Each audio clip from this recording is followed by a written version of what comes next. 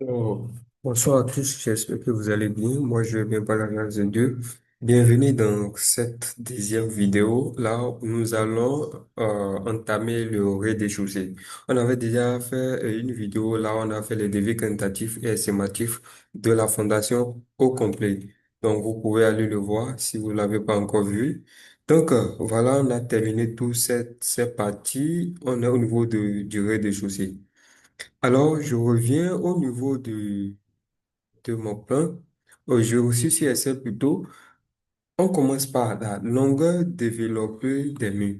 Pour ceux qui n'ont pas regardé la vidéo précédente, là, nous sommes sur Excel, nous sommes en train de faire les devis quantitatifs et estimatifs, genre d'un mini bâtiment, voilà, de type RDC, de type RDC, ou soit plein pied, peu importe.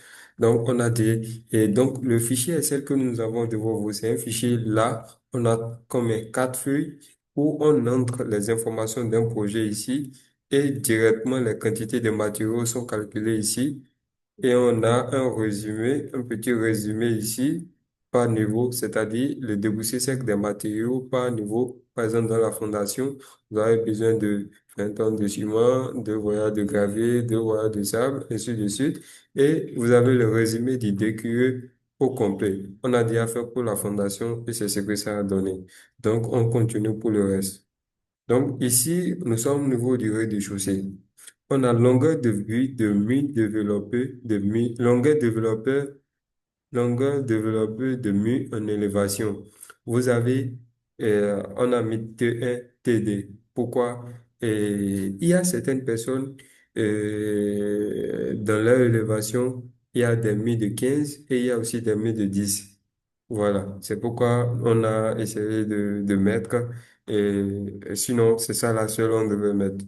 Maintenant, comme il y a des, si vous avez des murs de 10 par exemple, on va essayer de voir ça tout à l'heure.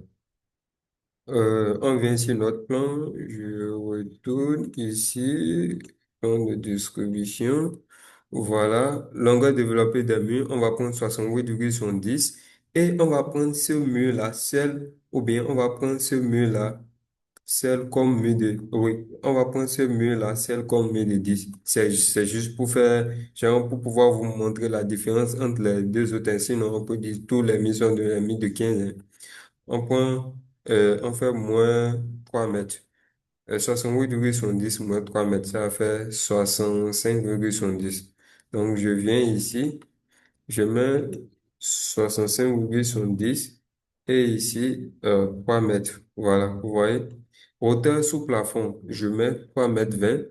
Hauteur sous plafond T1, c'est-à-dire hauteur sous plafond des autres murs de 15 là. 3,20 m.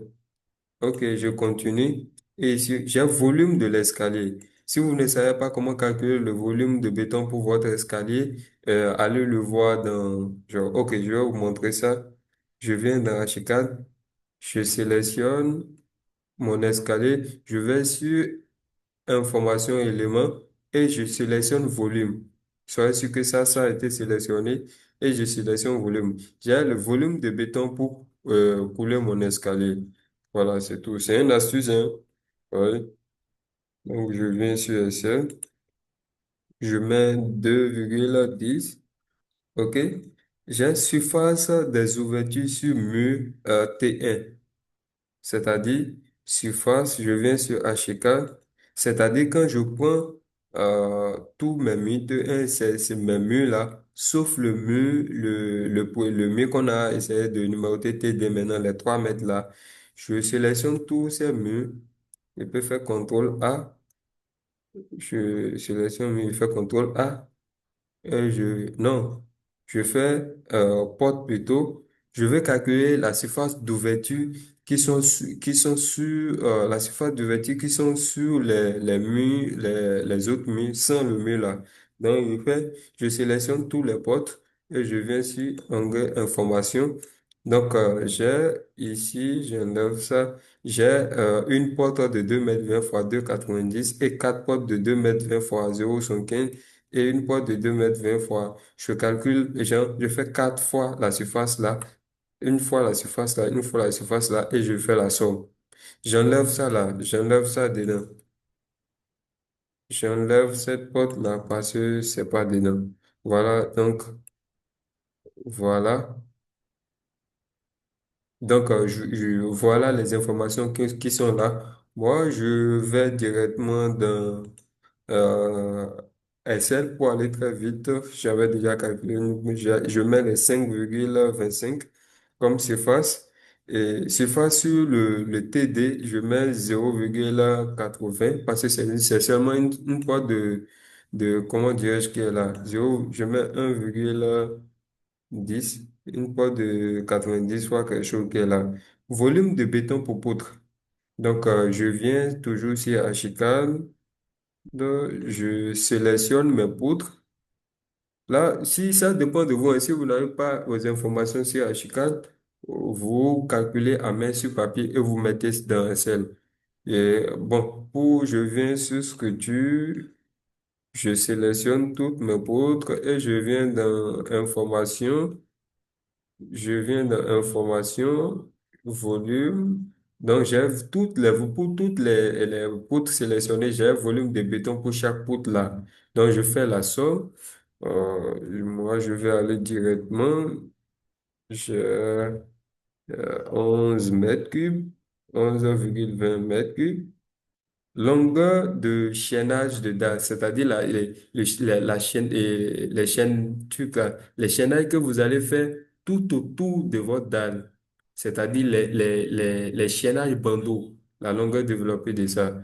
Moi, je mets 25, j'ai calculé à peu près sur l'autre truc. Longueur développée des nervures. Je vous donne une astuce pour genre pour les nervures. Tout d'abord, je prends la surface de la dalle. La surface de la dalle, considérons que c'est la même surface comme ce qu'on appelle pour la forme d'allage, 58,70. Euh, vous devez faire la différence sur vos plans chez vous, hein. 58,70. Moi, chez moi, je considère que par 1 mètre carré de dalle, il y a 3 mètres, disons 3 mètres de nervure dans 1 mètre carré de dalle. Donc, je fais juste la longueur développée des nervures, je prends ma calculette, je fais juste 58,70 mètres carrés de dalle que j'ai fois 3 mètres. Et j'obtiens 176,1. J'obtiens la longueur développée de mes nervures. Ici, la largeur des nervures, 0,15 ici, la hauteur des nervures, 0,15, surface de dalle, 58,70 et épaisseur de la table de compression, 0,05. OK.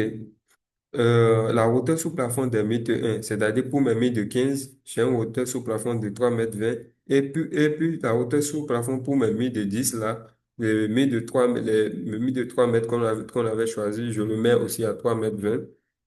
Et nombre d'agglos de type 1 dans un paquet de ciment, c'est-à-dire pour mes agglos de 15, j'obtiens combien j'obtiens combien lors de la confection? J'obtiens combien dans un paquet de ciment? J'obtiens 16 et le 2, j'obtiens 22, regardez la mise de 10 et nombre d'oudis pour 1 mètre carré de dalle.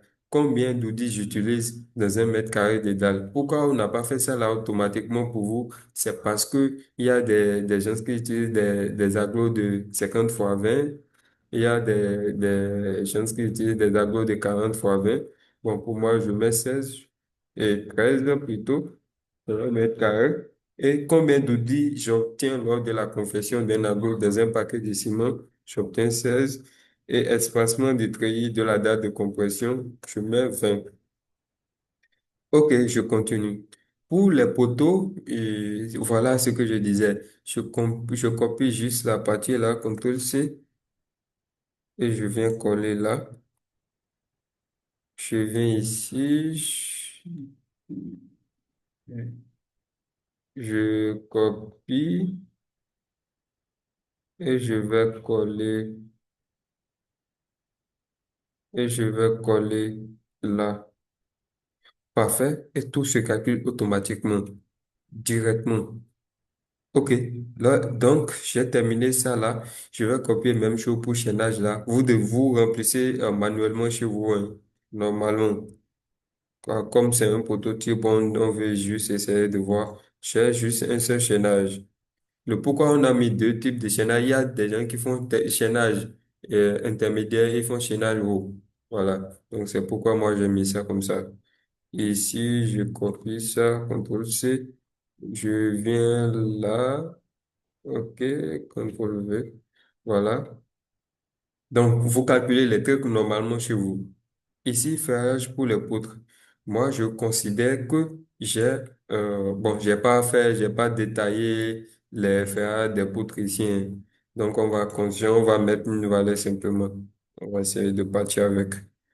Euh, je viens ici, pour les barres de 6 je considère que j'ai utilisé 1500 mètres de barre de 6 et 1200 mètres de barre de 10 et aussi 500 barres de 12. OK. Voilà, je viens de terminer les informations pour le rez-de-chaussée. Vous voyez que c'est encore plus rapide. Vraiment, c'est un peu très important. Vous voyez que c'est encore plus rapide. Maintenant, je viens d'un décrire matériaux. Vous allez voir, les quantités se sont générées automatiquement. Automatiquement. Vous voyez, je viens d'un décrire par niveau. Automatiquement, toutes les informations remettent à niveau. Je viens, vous voyez, tout est, genre, tout est. Vous voyez, tout est au propre.